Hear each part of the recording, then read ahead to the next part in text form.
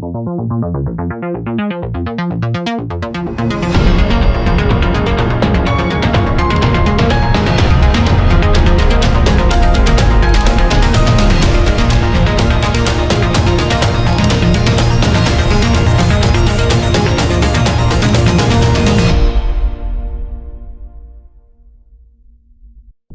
à tous et bienvenue dans ce nouvel immédiat. Bonjour Jean-Yves. Bonjour Nicolas.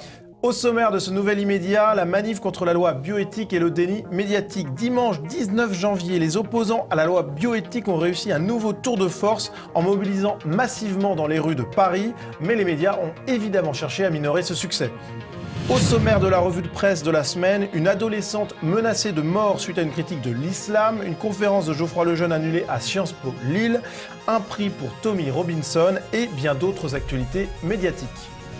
Tahabouaf, activiste ou journaliste? L'attaque du théâtre parisien dans lequel se trouvait Emmanuel Macron a relancé la polémique. Tahabouaf, cet ancien candidat de la France Insoumise, est-il journaliste ou militant? Peut-on être les deux à la fois?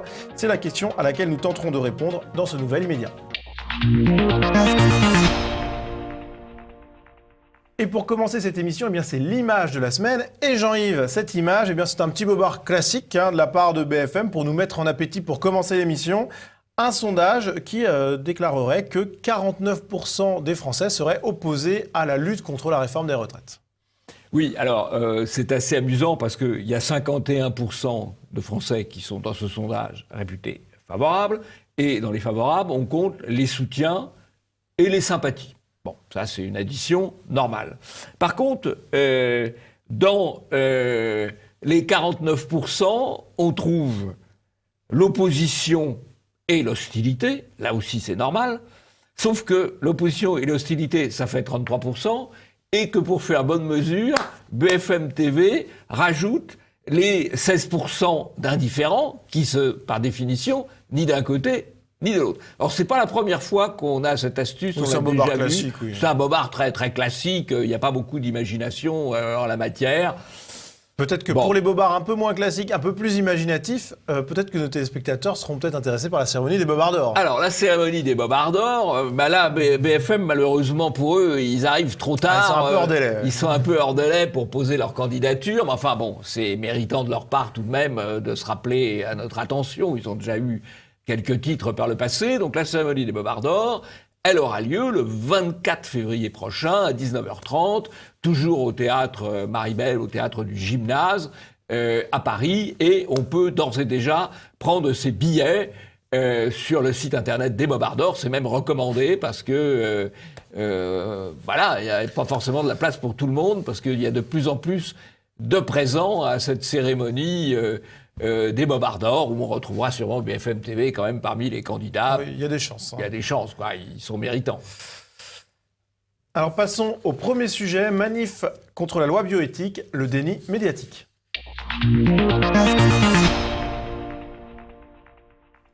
Alors pour évoquer le traitement médiatique relatif à la manifestation contre la loi bioéthique qui a eu lieu ce dimanche 19 janvier à Paris, nous avons le plaisir de recevoir Albéric Dumont, vice-président de la Manif pour tous. Bonjour Albéric Dumont. Bonjour Nicolas, bonjour Jean-Yves.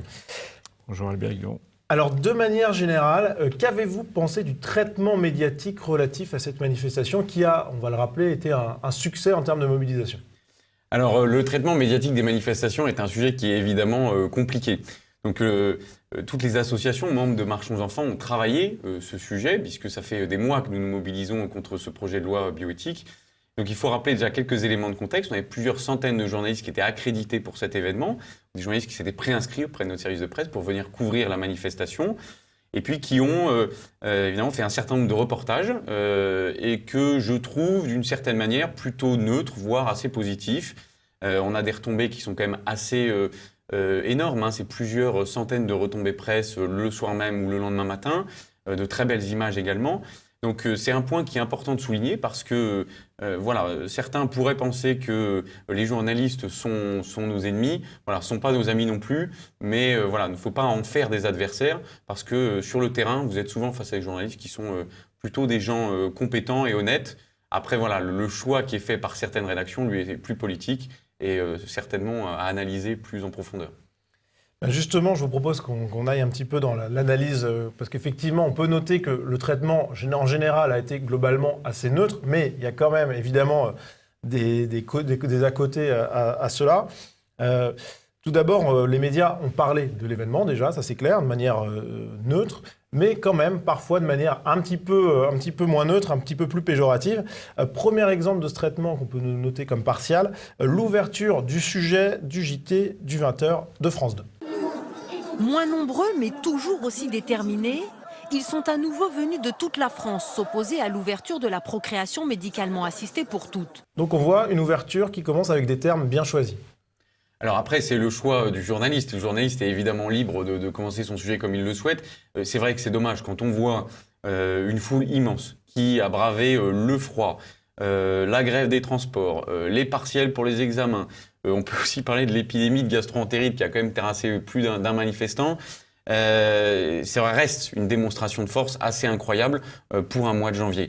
Donc ça va commencer par cette estimation en reprenant d'ailleurs des chiffres qu'on pourra critiquer ensuite, de la préfecture de police ou du soi-disant cabinet indépendant en l'occurrence. Voilà, ça reste dommageable. Après, il faut voir ce qu'il y a derrière ce reportage qui souligne quand même une belle mobilisation. Alors, il y a aussi le choix des images qui montrent la manif un peu étalée et non pas vue de face dans toute son ampleur. Donc, il y a des images qui vont assez bien avec la moindre mobilisation annoncée dans le titre. Il commence en disant moins nombreux que la dernière fois. Ils auraient pu choisir d'autres images. Elles ne sont pas vilaines, les images d'ailleurs, mais elles donnent pas une impression de masse comme on voit sur les photos de l'avenue de l'Opéra, par exemple. Quand vous avez une manifestation qui se termine en rassemblement final, vous avez une densité qui est forcément beaucoup plus importante à l'arrivée. Et donc, aller prendre exclusivement des images du cortège, qui forcément, quand il est en mouvement, la densité est moins forte. Et de biais, et pas de face. Et forcément plus décevant. Après, il y a quelque chose qui était intéressant aussi à souligner, c'est que c'est l'une des rares fois où le cortège a pu passer devant l'Assemblée nationale. D'habitude, cela est totalement interdit, puisque voilà, je pense que les téléspectateurs de TV Liberté se souviennent de ce fameux 6 février 34 où il n'était pas né à l'époque. Il n'était pas né. Oh, peut-être que certains ainsi quand même, non? Non, mais ce que je veux dire, c'est que ça reste, en tout cas, ça fait jurisprudence au sein de la préfecture de police, cette interdiction absolue de manifester devant les grilles de l'Assemblée nationale, qui est une première en termes de manifestation. Et donc, ce choix aussi de peut-être filmer devant l'Assemblée nationale reste un symbole et une première victoire, je pense, pour le collectif Marchons d'Enfants et l'équipe d'organisateurs chargés des négociations avec les autorités. D'accord. Alors, il n'y a pas seulement les médias qui parlent d'un rassemblement moins nombreux qui minore un petit peu le nombre de participants. Il y a également ceux qui réalisent d'un côté un reportage plutôt neutre et factuel, comme France 3 sur la manifestation, mais qui n'ont pas pu s'empêcher de proposer un sujet à propos de quelques contre-manifestants. Et dans le même temps, à Paris, les partisans de la PMA ouverte aux femmes se sont fait aussi entendre. Est-ce qu'on va un jour en finir avec la haine et les injures ? Un rassemblement de quelques dizaines de personnes à l'appel de la jeune chanteuse Oshi. Vous l'avez peut-être reconnu, ils se disent inquiets car ils redoutent un report pur et simple du projet. Alors Albéric Dumont, quand on voit ces images, on se dit qu'il y a quand même une focalisation médiatique sur un contre-rassemblement qui ne représente pas grand-chose finalement. Effectivement, ce qui est assez incroyable, c'est ce 2 poids 2 mesures en termes de traitement, puisque vous avez d'un côté une foule immense, pacifique, déterminée, qui vient réaffirmer un principe de base, à savoir que nous sommes tous nés d'un homme et d'une femme, ce qui n'est quand même pas assez extraordinaire. Je crois qu'aujourd'hui en France, on a oublié la manière dont on faisait les bébés. C'est assez incroyable de devoir même descendre dans la rue pour réaffirmer ce principe de réalité.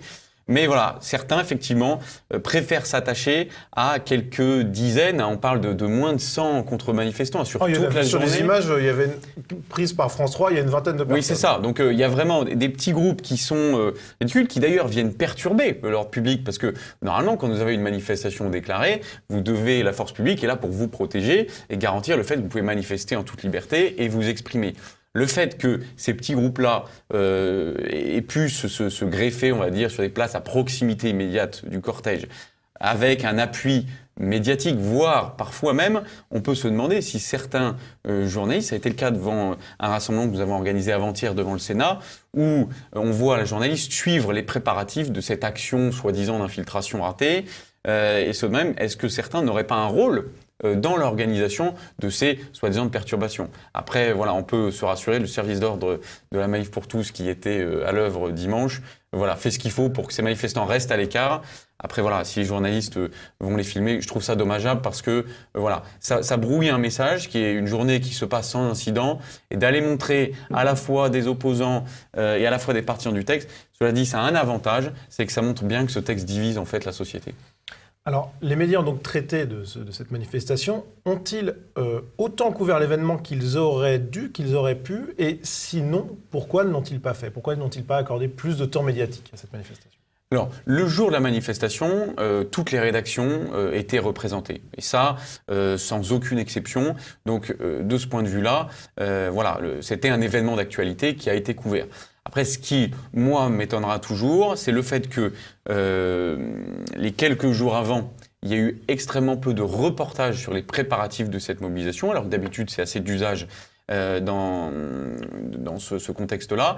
Et puis, le soir même, ça m'épatera toujours, c'est certains plateaux télé, vous savez, un certain nombre de chroniqueurs, d'invités par la rédaction. Vous avez 10 personnes qui discutent de la manifestation, mais vous n'avez aucun organisateur représenté. Donc on va discuter d'une organisation sans qu'il y ait un de ses porte-paroles. Voilà, moi c'est quelque chose qui me surprendra toujours. Après, on peut aussi, et de ce point de vue-là, je pense que c'est un changement important par rapport aux années 2012-2013, puisque ça fait 7 ans maintenant que nous nous mobilisons pour les droits de l'enfant.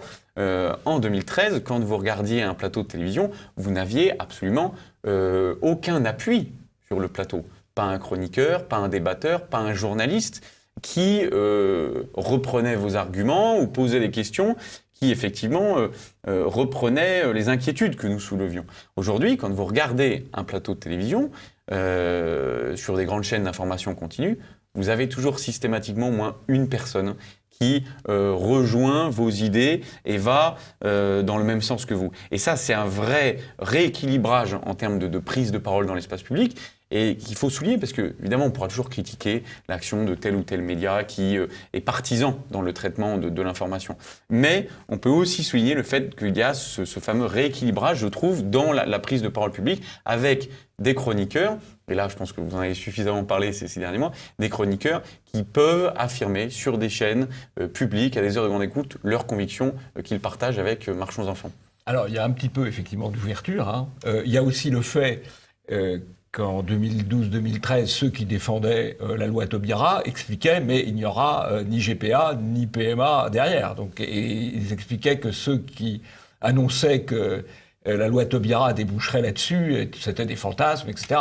Donc c'est un peu logique aussi que certains n'aient pas complètement oublié le discours qu'ils avaient pu tenir 5 ou 6 ans. Alors c'est vrai aussi qu'il y a un petit peu d'ouverture médiatique, notamment sur CNews, notamment sur Sud Radio, et que ça a tendance à, j'allais dire le terme, à contaminer, à s'étendre un peu en dehors des foyers de départ. Je dis des foyers parce que certainement que ceux qui sont hostiles à ce type de manifestation considèrent ça comme des foyers d'infection. Mais enfin, ça s'est répandu un petit peu, oui. Alors, autre point médiatique de cette manifestation, c'était évidemment le nombre de manifestants. Alors, il y a eu de gros débats là-dessus, c'est habituel dans les manifestations en règle générale. Alors là, il y a déjà d'abord une décision des organisateurs, ne pas communiquer d'estimation précise du nombre de manifestants. Pourquoi ça ? Parce que il y a effectivement à chaque manifestation, d'ailleurs qu'elle soit organisée par Marchons Enfants ou par n'importe qui, n'importe quelle organisation syndicale qui annonce un chiffre, il y a ce sempiternel débat, polémique le soir ou le lendemain de la manifestation sur le nombre exact de participants. Et nous avons estimé que le sujet, qui est vraiment un sujet grave, un sujet anthropologique, un sujet de société, qui est de est-ce que l'État va délibérément, définitivement, priver certains enfants de leur père, méritait qu'on s'attache au fond de ce sujet-là, plutôt que à la forme d'une nouvelle polémique sur le nombre de manifestants. Donc nous avons compté les manifestants, bien évidemment, qu'ils soient rassurés. Nous avons fait nos estimations, comme d'habitude, et nous avons communiqué sur plusieurs centaines de milliers de manifestants. C'était un choix que nous ne regrettons absolument pas, parce que d'ailleurs ça a permis d'éviter cette nouvelle polémique. Après, voilà, il faut aussi que les manifestants et que les citoyens en règle générale soient conscients de ce qui se passe. Et là, les manifestants étaient logiques. On les a invités à constater le monde qu'il y avait autour d'eux. On les a invités à eux-mêmes à aller faire les calculs depuis des applications qui existent en ligne pour calculer la densité au mètre carré, le nombre de kilomètres parcourus, etc. et faire leur calcul. Et à la lecture de ces éléments factuels, tout le monde se rend bien compte que le chiffre à la fois de la préfecture de police et à la fois du cabinet occurrence, prête plutôt à rire qu'autre chose. La densité au mètre carré sur l'avenue de l'Opéra, enfin à la fin de la manifestation, vous l'estimez à combien? Alors, elle a varié en fonction des heures et en fonction du placement dans l'avenue de l'Opéra. Donc nous, ce que nous faisons, c'est que nous avons un dispositif qui est à la fois, moi que je trouve assez complet, il y a à la fois une ligne de comptage fixe, donc une ligne assez traditionnelle qu'on faisait dans les manifestations, avec des manifestants qui passent devant une sorte de péage de comptage, où là, des compteurs à main cliquent, une personne, un clic. Alors, c'est fiable, parce qu'on sait que sur ce point-là sont passées X personnes, mais il y a un élément qui n'est absolument pas pris en compte par ce comptage qui, à lui seul, ne veut rien dire, c'est qu'il part du principe que tous les manifestants sont passés par ce point. Et ce que nous constatons dans nos manifestations, c'est peut-être pas le cas dans d'autres, c'est que le public qui est à la place de départ en tout début d'après-midi et le public qui est sur la place d'arrivée à la fin de la manifestation n'est plus le même. Pourquoi ? Parce que vous avez à peu près une grande partie de provinciaux qui viennent en car, qui viennent en train, qui eux arrivent tôt, qui généralement passent la nuit dans les transports ou partent très tôt le matin, qui vont arriver vers 11h du matin, mais qui dès 15h30, 16h doivent être repartis pour prendre les bus ou leur train.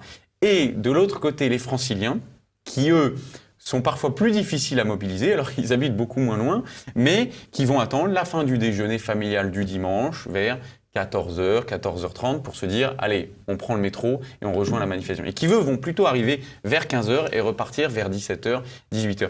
Et donc, ce flux, en fait, continu d'entrée et de sortie de la manifestation ne peut pas être pris en compte par un comptage traditionnel.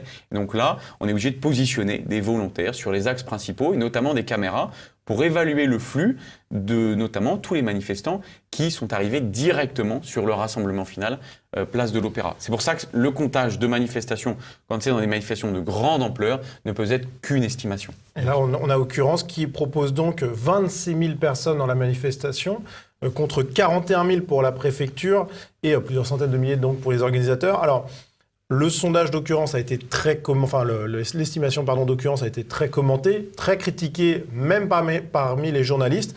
On a un exemple, c'est Dominique de Montvalon, on va l'écouter.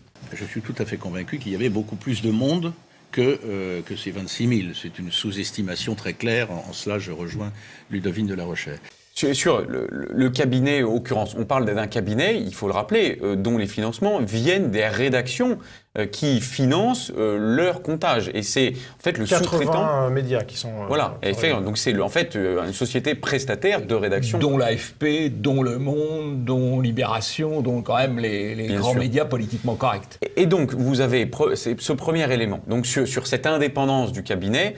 Permettez-moi d'en douter. Il y a un deuxième élément qu'il faut prendre en compte, c'est que nous avons constaté, diffusé l'information selon laquelle certains salariés de la société en Occurence étaient salariés à mi-temps et à mi-temps également du QG de campagne En Marche. Et donc vous avez à la fois le parti... C'est toujours d'actualité, ça ? C'était le cas en tout cas il y a quelques mois. Et donc vous avez des proximités à la fois en termes de contrat de travail, à la fois en termes d'amitié et d'affinité entre certains dirigeants et salariés de ce cabinet et le parti qui est aujourd'hui au pouvoir en France. Donc sur cette indépendance, personne n'y croit. Ça c'est l'aspect politique. Sur l'aspect vraiment technique, puisqu'ils mettent en avant la technicité, la modernité de leur système système de comptage, qui est absolument critiquable. D'ailleurs, même Le Monde, qui pourtant est partenaire d'occurrence, et on ne peut pas accuser Le Monde de soutenir la manif pour tous et Marchons enfants, même Le Monde a titré « Le comptage d'occurrence est-il fiable ?» Et en fait, eux, leur système se base via un système de laser vidéo qui compte, pareil, une ligne de manifestants. Mais en fonction de l'endroit où est placée votre ligne, vous ne pouvez pas prendre en compte tous les manifestants. Il y a plusieurs points de comptage, généralement, chez eux. Alors là, sur nos 2 dernières manifestations, ils ont annoncé qu'il n'y avait qu'un point de comptage, qui évidemment était toujours placé au mauvais endroit, et ils annoncent également qu'ils filment l'ensemble de leurs points de comptage. Nous n'avons jamais, contrairement à d'autres, mais jamais été invités à contrôler ou à visiter en tout cas leurs points de comptage. Nous n'avons jamais eu accès, nous avons réclamé aux vidéos du comptage réalisé par Occurrence, soi-disant leur caméra était en panne lors de la manifestation du 6 octobre dernier. Bref, il y a quand même 2 aspects, à la fois politiques et à la fois techniques, qui montrent bien que, en fait, Occurrence est un coup commercial, un coup médiatique, mais une escroquerie politique absolue. Très bien, alors ça va être la fin de ce sujet. Peut-être un dernier mot sur le traitement médiatique. On a vu qu'il y avait du mieux que les années précédentes peut-être. Qu'est-ce qu'on peut vous souhaiter pour la suite au regard de ce traitement médiatique ? Écoutez, ce qu'on peut souhaiter, je pense, et qu'on peut se souhaiter à tous, c'est le retrait pur et simple de ce projet de loi. Alors bien évidemment, le travail, nous, va continuer du côté des associations de Marchons enfants pour notamment faire entendre la voix de nos sympathisants et de nos manifestants. Notre travail en tant qu'organisateur, c'est permettre le retrait de ce projet de loi et donc faire entendre nos manifestants. Et voilà, soyez assurés que les équipes de communication de la Manif pour tous sont extrêmement mobilisées. Et d'ailleurs, s'il y a des volontaires qui souhaitent venir les aider, parce que c'est un travail vraiment au quotidien et qui demande énormément de temps, et nous appuyons uniquement sur des bénévoles, voilà, ils seront les bienvenus pour nous aider à obtenir le retrait de ce projet de loi. Malgré les choses-trappes médiatiques, donc. Mais écoutez, merci Albéric Dumont d'être venu sur le plateau de TV. Merci de votre invitation, c'est toujours un plaisir d'être parmi vous. Très bien. Eh bien écoutez, bonne fin de journée et nous nous retrouvons pour la revue de presse. Alors Jean-Yves, pour commencer cette revue de presse, eh bien, il y a ces images d'Emmanuel Macron en Israël qui s'énervent contre les services de sécurité israéliens qui l'entourent. Oui, alors il nous fait un remake parce que là, le franglais s'impose de ce qu'avait fait Chirac il y a maintenant une vingtaine d'années. Avec cette différence que Chirac avait des raisons de le faire et que c'était assez spontané, alors que là, on voit que c'est totalement téléguidé. On peut le supposer, pour une raison très simple, c'est que Macron, il parle un très mauvais anglais, un anglais français, on peut dire, dans cette scène, alors qu'il a quand même une capacité à parler anglais correctement. Donc là, il feint une colère, je pense qu'il feint une colère, et il la feint d'autant plus qu'il ne parle pas son anglais naturel. Il parle peut-être l'anglais comme Chirac le parlait, mais Chirac, c'est une autre génération d'hommes politiques. Et là, il surjoue, quoi. Voilà, il surjoue. On est dans une opération. Pourquoi nous en parlons ? Parce que c'est de la pure communication. Voilà. Alors, autre actualité cette semaine, beaucoup plus dramatique, celle-là, c'est cette jeune adolescente, Mila, 16 ans, qui est lynchée sur les réseaux sociaux et en danger de mort pour avoir critiqué toutes les religions, mais évidemment plutôt l'islam. Bellika nous l'apprend. Le samedi 19 janvier, Mila, sur son compte Instagram consacré à sa passion pour le chant, fait un live pour discuter avec ses abonnés, donc un direct. À la suite du live porte sur les religions. Mila déclare rejeter toutes les religions. Plusieurs individus se mettent alors à l'accuser de blasphème, à proférer des insultes anti-françaises et à la menacer de mort. Mila poste une mise au point en story sur Instagram. « Je déteste la religion, le Coran, il n'y a que de la haine là-dedans. C'est de la merde, c'est ce que j'en pense. » Voilà, ce sont ses mots. Votre religion, répète-t-elle, c'est de la merde. Le Coran est rempli de haine et d'incitation à la violence. Et alors là, s'en est suivi une campagne assez incroyable, assez effarante de lynchage sur les réseaux sociaux, sur Twitter notamment, avec des milliers d'internautes qui souhaitaient sa mort. Au nom de la religion de paix et d'amour. Exactement. Ah voilà, oui. Et voilà, ça s'est poursuivi évidemment en physique aussi, avec une impossibilité pour elle de suivre les cours dans son lycée, et même dans d'autres lycées, puisque l'histoire est devenue tellement énorme que toute la France est au courant de ça. Et donc on a quand même une actualité médiatique... toute la France sauf les médias. Oui, exactement. Voilà. Ça a beaucoup circulé sur les réseaux sociaux. Par contre, les médias, en dehors de Valeurs Actuelles, je crois, Marianne, Le Figaro, blackout. Voilà, en tout cas, à l'heure où on tourne cette émission, puisque, à mon avis, ils vont quand même commencer à en parler parce que l'émoi est quand même général. Elle est en top tendance sur Twitter, c'est-à-dire que c'est le sujet le plus discuté actuellement sur le réseau social. Donc, tous les médias, je pense, vont embrayer. Mais pendant très longtemps, effectivement, il y a juste Valeurs Actuelles, Le Figaro et Marianne qui ont traité de ce sujet. Et Bellica, qui en a parlé en première position, avec un témoignage exclusif, etc. Mais bon, c'est un peu inquiétant, surtout quand on voit le nombre de réactions haineuses à l'encontre de cette femme qui a été, évidemment, dans une posture verbale agressive, on va dire. Mais c'est quand même hallucinant. Mais spontané, on va dire aussi. Alors, changement de sujet total, Jean-Yves. Le Figaro qui parle de la primaire de la droite voulue par Nicolas Dupont-Aignan et qui titre ainsi « Présidentielle, Dupont-Aignan appelle à une grande primaire, entre guillemets, de la droite extrême », là aussi, entre guillemets, un titre qui interroge. Alors là, c'est une coproduction de Bobard Langagier, en quelque sorte, Bobard Novlangue, une coproduction Figaro-AFP, puisque le titre de l'AFP est foncièrement malhonnête. Parce que Dupont-Aignan a effectivement appelé à une grande primaire, mais il n'a pas appelé à une grande primaire de l'extrême droite, puisque ce n'est pas du tout le vocabulaire de Dupont-Aignan. Donc, on ne doit pas titrer en attribuant à Dupont-Aignan un vocabulaire qui n'est pas le sien.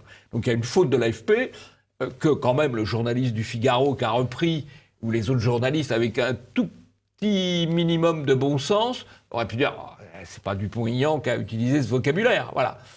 Donc, voilà, c'est un bobard par titrage, un bobard langagier consistant à prêter à quelqu'un un vocabulaire qui n'est pas le sien.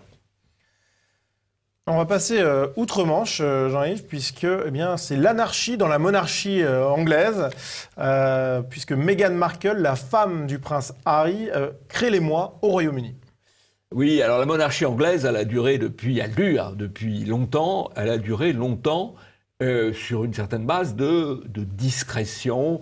On connaît la devise de la reine d'Angleterre, « No explain, no complain ». Je n'explique pas, je ne me plains pas. Et malheureusement, ils sont pris quand même assez régulièrement dans le tourbillon médiatique. Ils l'ont été avec l'affaire Diana, il y a une vingtaine, 25, 30 ans peut-être.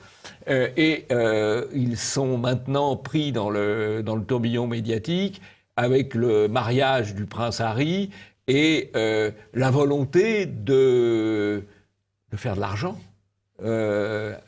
Alors que, en tout cas, de rompre avec les usages en tant habituels. que personnalité royale, ils ont une liste civile, ils doivent vivre de la liste civile et pas aller essayer de faire du business. Et donc, d'où le fait qu'ils se sont vus retirer leur titre par la reine d'Angleterre. En tout cas, gros émoi médiatique. C'est une grande institution. Je crois que ce qui nous intéresse dans cette affaire, c'est que la monarchie britannique, c'est une grande et belle institution et qui est percutée par la dérive de l'argent et la dérive médiatique. Voilà. Et l'arrivée d'une princesse venue d'ailleurs, dont on a dit avec beaucoup d'humour, c'est la première fois qu'un crapaud, qu'une princesse transforme un prince en crapaud. Oui, c'est vrai Voilà. que c'est assez étonnant. Alors, autre actualité, c'est en France, c'est la censure, puisque une conférence avec Geoffroy Lejeune a été interdite à Sciences Po Lille. Donc, Valeurs écrit « Les grandes institutions universitaires politiques refusent-elles la liberté d'expression de la droite ? Geoffroy Lejeune devait débattre avec l'avocat Charles Consigny sur le thème « À droite, où en sont les idées ?» Le débat a été annulé par le directeur de l'établissement, Pierre Mathieu. Oui, alors ça, c'est quand même très préoccupant parce que il y a une institution plus que toutes les autres qui doit être ouverte à la liberté d'expression et au débat, c'est l'université. La base de l'université, c'est le libre débat. Et quand une institution interdit le débat, on dit ah non, ça, ces idées-là, on n'a pas le droit d'en parler, c'est assez grave. Alors ça, c'est intéressant parce que qui est ce Pierre Mathieu, le directeur de Sciences Po Lille? Bon, il s'est déjà fait connaître par des positions assez gauchistes, on peut dire, assez conformistes. Mais actuellement, c'est lui qui est copilote de la réforme du bac. Donc il a été choisi par M. Blanquer pour copiloter la réforme du bac. Et on voit à quel point ce personnage a peu d'esprit scientifique, a peu d'esprit universitaire, puisque c'est un esprit borné, sectaire. Pierre Mathieu, un nom à retenir. On risque pas d'avoir donc des articles de valeurs actuelles dans les corpus étudiés lors des examens français, a priori. Sans doute pas. Non, ou peut-être pour dire à quel point c'est mal. Non, à quel point c'est mal. Alors en France, eh bien, une révélation de valeur, là encore, enfin de valeur qui reprend des révélations, un article de Check News. La France cacherait les vrais chiffres de l'immigration depuis plusieurs années, Jean-Yves. Est-ce que ça vous étonne ? Non, ça ne m'étonne pas. Alors, précisons, les chiffres d'immigration, il y en a beaucoup. Il y a les titres de séjour, il y a les mineurs isolés, et là, en l'occurrence, c'est les chiffres des demandeurs d'asile. Demandeurs d'asile, le gouvernement sort le chiffre des demandeurs d'asile qui demandent l'asile pour la première fois en France. Donc, entre 120 et 130 000. 134 000. Il oublie 134 000. Vous voyez, même moi, je minore les chiffres. C'est-à-dire, on est mal parti. Il oublie les demandeurs d'asile qui sont passés par un autre pays européen, ce qu'on appelle la procédure Dublin. Et donc, il faut en rajouter 35 000 ou 36 000, je crois. Et donc, on arrive à un total qui n'est pas 134 000, mais qui est 170 000. C'est pas tout à fait pareil. D'autant plus que c'est un doublement en 4 ans. C'est un doublement en 4 ans par rapport à 2014-2015. Donc on a un mouvement massif que le gouvernement cherche à cacher. Bon, ceci étant, on est dans la désinformation complète puisque Le Monde a fait une une pour un événement totalement artificiel, totalement fabriqué, puisqu'il donne le point de vue d'une dizaine d'experts globalement parfaitement inconnus, à part le pseudo-historien Patrick Veil. Et donc, voilà, on a la une du Monde et 2 pages à l'intérieur pour expliquer qu'il faudrait changer de politique d'immigration et plus ouvrir. Et il y a quand même tout un titre où on dit que la politique de l'immigration est devenue de plus en plus restrictive, ce qui est évidemment complètement faux, puisque en 10 ans, les chiffres d'entrée recensés ont plus que doublé. Donc si c'était restrictif, ça serait différent. Donc on est dans un domaine où il y a de la désinformation gouvernementale relayée par de la désinformation médiatique. Et puisqu'on parle d'immigration, il y a un lien avec le sujet qu'on va aborder, celui de la natalité, puisque Le Point, dans une tribune, nous offrait ce titre assez extraordinaire. « Bonne nouvelle pour la planète, la France fait moins d'enfants ». Ouais, alors là, c'est de la propagande dénataliste. Le Point est un média de propagande. Bon, honnêtement, si on estime, ce qui n'est pas forcément faux, qu'il y a un problème avec une explosion du nombre d'humains sur la Terre, il faut s'intéresser à l'endroit où il y a une natalité, une fécondité qui sort complètement de tous les clous, c'est l'Afrique. Le problème, s'il y a un problème en termes de nombre d'hommes sur le monde aujourd'hui, sur la planète, pour employer le vocabulaire convenu, c'est l'Afrique. C'est pas la Chine, c'est même plus l'Inde, c'est pas l'Iran, c'est pas la Turquie, et c'est encore moins les pays d'Europe. Encore moins les pays d'Europe qui, en fait, sont en dessous du niveau de leur simple renouvellement. Alors pour finir cette revue de presse, 2 petits éléments assez amusants. Tout d'abord, le fait que notre ami Sylvain Boulouk, le spécialiste S-Drapeau Picard, S-Black Bloc, S tout et n'importe quoi, qui publie un livre, Mensonges en gilet jaune, quand les réseaux sociaux et les bobards d'État font l'histoire. C'est un livre qui est paru il y a quelques temps. J'ai découvert l'information et donc je la partage. Ah, vous reprendrez bien un petit Boulouk ? Bah là, c'est un bouquin de Boulouk et ça vaut le détour. Quelqu'un qui nous parle des mensonges. C'est un expert. Ouais, c'est un expert. C'est un expert. Non, il n'y a rien à dire. Et pour conclure, eh bien, cet extrait de la série Un si beau soleil à savourer sans modération. Qu'est-ce que t'as là, Guenon? T'as un problème? Attends, c'est à moi que tu parles, là? Ouais, c'est à toi que je parle, là. Et ça te plaît pas? Tu remontes dans ton arbre? Ouais, bah va te faire foutre, gros con. Qu'est-ce que t'as dit, là? T'as dit quoi, là? T'as dit quoi, là? Je suis sale négresse! Oui, alors là, on est typiquement dans la série à l'inverse de la réalité. La réalité, c'est qu'il y a beaucoup de jeunes femmes européennes qui sont agressées par des gens venus d'ailleurs. Et dans la fiction, c'est une jeune femme d'origine africaine qui est agressée par des un colleurs d'affiche qu'on devine Front bon, National. bon. Ce qui est, en plus, aujourd'hui, plus personne ne colle des affiches. Oui, non, mais complètement. Bon, peut-être qu'il y aura 2-3 Non, et affiches puis même collées, des insultes comme ça, donc, enfin, ça n'a aucun sens. Ça n'a aucun sens, ça ne correspond à aucune réalité, mais c'est la propagande financée par le contribuable. C'est le service public. Service public. Il y a eu, on avait cité, ça avait valu d'ailleurs un bobard aussi à France Télévisions, dans Plus belle la vie. On voyait des jeunes Européens à Marseille taxer des malheureux arabo-musulmans d'une cigarette. Oui, qui en brûlant la correspond- carte d'identité, en disant qu'il n'était pas français. Ce qui est enfin, tout oui. à fait la situation la plus courante dans les quartiers nord de Marseille, bien entendu. Passons au deuxième sujet. Taha Bouaf, journaliste ou activiste? Son nom est bien connu des spectateurs d'Immédiat puisque nous lui avions consacré un large portrait dans notre émission 258. Taha Bouaf est un militant de gauche qui se réclame du journalisme. Il s'était rendu célèbre en filmant Alexandre Benalla, alors anonyme, s'en prenant à des manifestants place de la Contrescarpe.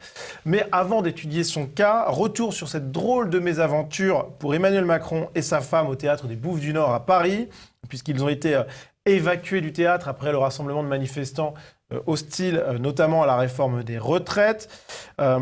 Pour les médias qui ont tous parlé de l'affaire, il s'agissait d'une sortie chahutée, perturbée. Jean-Yves, que dire de cet événement et de son traitement médiatique? C'est assez grave quand même que le président de la République soit obligé de partir par la porte de secours, en courant ou pas en courant. Ça, c'est quand même assez grave. Je crois qu'il y a un vrai problème. Il est revenu, il a assisté à la fin du spectacle quand même. Il y a un vrai problème avec Macron aujourd'hui en France, c'est qu'il y a une détestation de ce personnage dans les milieux les plus divers, et donc il est exposé en permanence à susciter la hargne, mais la hargne, il a tout fait pour la susciter, à la fois par sa politique, par ses réformes, et par la manière dont il traite les gens, dont il dit les choses. Voilà. Comment on dit, qui sème le vent récolte la tempête. Bon alors, sur un sujet un petit peu plus léger, Jean-Yves, je vous propose de regarder qui était l'expert analysant la gestion de la sécurité de cet épisode, qui était interviewé par BFM. À partir du moment où il y a une atteinte à l'image du président de la République, il y a un loupé forcément dans l'organisation du déplacement. Donc il y a eu un manque d'anticipation flagrant. Faire partir un cortège présidentiel dans une charge, en termes d'image, c'est catastrophique. Ouais, il rafale un peu ses successeurs, Benalla, mais ce qu'il dit n'est pas faux. Il n'est pas faux. Oui. Et puis lui s'y connaît effectivement en maintien de l'ordre et en sécurité. Ouais, absolument. Oui. Il aurait réglé ça virilement peut-être. Voilà. Les manifestants les auraient attaqués à main nue.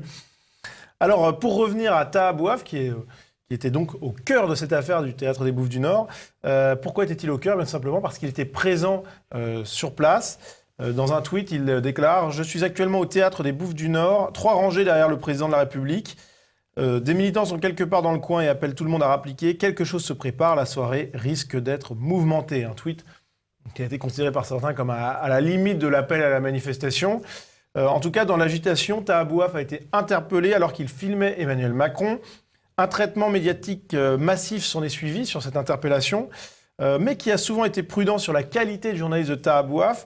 Car est-il vraiment journaliste? En juin 2019, déjà, la question s'était posée. Il avait été placé en garde à vue alors qu'il couvrait une manifestation de travailleurs clandestins à Alfortville, Chronopost, pour outrage et rébellion. Les médias s'étaient donc déjà posé la question de son statut, notamment car il est avant tout un militant d'extrême gauche assumé. Il avait notamment été candidat à la France Insoumise en juin 2017 en Isère. Et c'était aussi l'un des militants d'extrême gauche qui avait menti sur la prétendue mort d'un étudiant à Tolbiac. Il avait donc en juin 2019 été soutenu par l'ensemble de la profession, en tout cas une large partie de la profession, de nombreux journalistes, Daniel Schneiderman, etc. Donc Jean-Yves, on voit déjà qu'il a un passif, Taha Bouaf. Oui, alors bon, qu'est-ce qu'un journaliste? Qu'est-ce qu'un journaliste? Il y en a qui veulent établir un socle, un piédestal sur lequel le journaliste serait placé, ce qui serait une garantie d'objectivité. Il y a toujours de la subjectivité dans une démarche journalistique, parce qu'il y a toujours le choix d'un angle. On choisit de traiter tel sujet et on choisit d'en parler de telle façon. Donc il y a toujours de la subjectivité. Après, on peut être subjectif et exact, et puis est-ce qu'en même temps, inciter à une manifestation ou expliquer que ce serait pas si mal de manifester, c'est un peu sortir simplement de la subjectivité, c'est passer du côté de l'action, et non pas simplement du compte-rendu, fût-il partiel ou fût-il partial.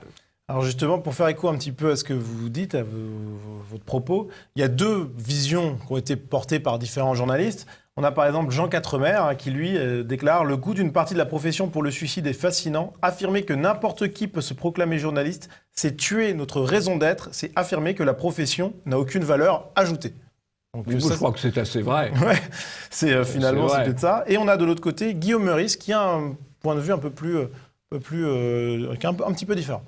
Alors, est-ce que Tahabouaf est journaliste ou militant? C'est la question qui se pose. Pour le savoir, je suis allé voir des militants qui tractent en ce moment partout pour les municipales. Par exemple, est-ce que les éditorialistes de BFM sont journalistes ou militants? Là, pour le coup, je ne suis pas l'arbitre des élégances. Évidemment, ils ont une carte de presse, ils sont journalistes reconnus, ils ont fait carrière dans le journalisme. Et est-ce que le Figaro, par exemple, c'est des journalistes? Oui. Ils ne sont pas militants, le Figaro? Si. Mais alors, on peut être les deux, alors? Mais non. Ah bah alors, c'est pas simple, hein. Alors moi, je suggère à Meurice de nous appeler pour nous demander est-ce que vous pensez que France Inter, est-ce que vous pensez que France Info, est-ce que vous pensez que France Télévisions, ce sont des médias militants ou pas? Voilà, et il aura une réponse, je pense, à la hauteur de ses espérances. Mais en tout cas, parce qu'attaquer toujours le Figaro, en plus, présenter le Figaro comme un journal de droite, c'est pas sérieux. En tout cas, il y a à peu près toutes les tendances au Figaro, d'ailleurs. Oui. Il y a le Figaro Vox, qui est effectivement plutôt conservateur, et puis il y a le Figaro en ligne, fait par les stagiaires qu'ils ont recrutés il y a quelques années, qui se contentent de recopier les dépêches de l'AFP. Donc on peut pas dire que le Figaro, même, ce soit un journal militant de droite, c'est pas vrai. En tout cas, effectivement, pour faire écho à ce que vous disiez sur le fait qu'il y a toujours une part d'opinion, et voilà, il y a une ligne à tracer, mais qui n'est peut-être pas celle de l'opinion. Ce tweet d'Olivier Truchot qui résume plutôt bien la situation. Le journalisme d'opinion existe depuis toujours. Libération et Valeurs Actuelles n'écrivent pas la même chose. Mais un journaliste ne peut pas être un activiste politique au Bouffe du Nord, comme dans une manif. C'est assez juste. Bon, il y a beaucoup de journalistes qui interviennent de fait comme acteurs. Alors Jean-Yves, ça va bientôt être la fin de cette émission, mais vous avez un coup de chapeau à donner, et d'ailleurs à un journaliste. Ah ben oui, vous voyez, un journaliste du Figaro. Oui, alors là, vous voyez, alors l'éclectisme. Hein. Oui, c'est le livre Les Traîtres de Rioufol, qui, au fond, la thèse est assez simple. Les gens qui gouvernent, ils connaissent la situation, ils savent le développement de la sécurité, ils savent l'explosion de l'immigration, ils savent l'islamisation, et ils la tolèrent, ils laissent faire, voire ils la renforcent. Donc, ce sont, du point de vue de Rioufol, des traîtres à leur pays, à l'identité française, à la France. Et il le dit, le livre est très, très, très, très tonique. D'un certain point de vue, c'est un peu le pendant du livre de François Bousquet sur le courage étant peut-être la meilleure manière d'éviter la trahison. On va rester sur cette note positive d'appel au courage et terminer cette émission là-dessus. Merci à vous tous de l'avoir suivi. Et Jean-Yves, on se dit à la semaine prochaine. À la semaine prochaine.